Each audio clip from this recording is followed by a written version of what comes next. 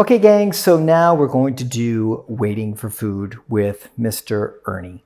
And this is a great exercise to work on impulse control, make sure your dog's being polite, being respectful around food, making sure that you're not encouraging impulsive behavior. It's a really simple exercise, but it can be very helpful for staving off resource guarding and things like that, where the dog dives into the food and then tries to guard it and things like that. It's really a great reminder, like I said, about impulse control, but also that the food is yours, the food comes from you, and the dog gets it when you give them permission, not when it's just set down and not just when they want it. Okay, so hopefully that makes sense.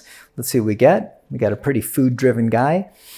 So I'm not going to ask for anything. If he wants to SIT, that's up to him, but I'm not going to ask him to do it. What I'm just going to basically do is set this up. He's trying to shake. So apparently he's had some other commands for waiting for food. I'm not going to ask him to do any of that. No. No. No. And I like adding no to it. I think it makes it easier, more powerful. A lot of people, a lot of trainers just do it as a default, just raise it. And you can definitely do it without saying anything. The dog will learn it. But I think with the no, it helps because the dog should already have some no in their vocabulary from the training that you've already been doing. And it reinforces hearing the no. They're like, oh, I'm not supposed to do that yet. So you're getting more no bang for your buck, if that makes sense. No. And you notice I'm not yelling, I'm not being firm, I'm not popping the leash, I'm not doing anything like that. Now, if he was being gangbusters and tried to go into it like gangbuster style, then I would pop the leash when I said no.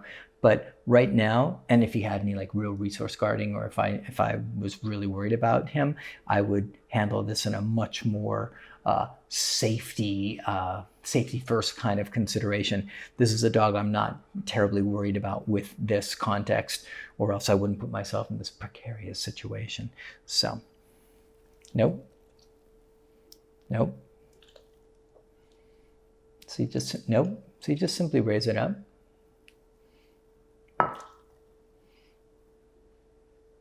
Break. And that's really it. So you notice I waited until there was no more of this, no more head bobbing, not even like the slightest amount. And then if you notice the big change at the end was he didn't do that. And then he went, Sean, is it okay if I... And I said, yeah, now we can do it, right? So we're looking for creating polite, respectful, impulse control rich dogs.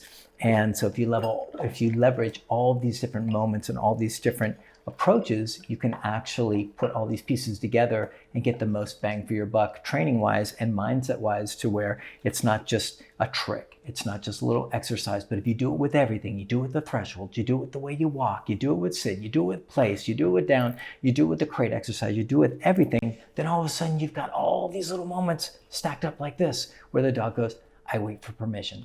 I'm always polite.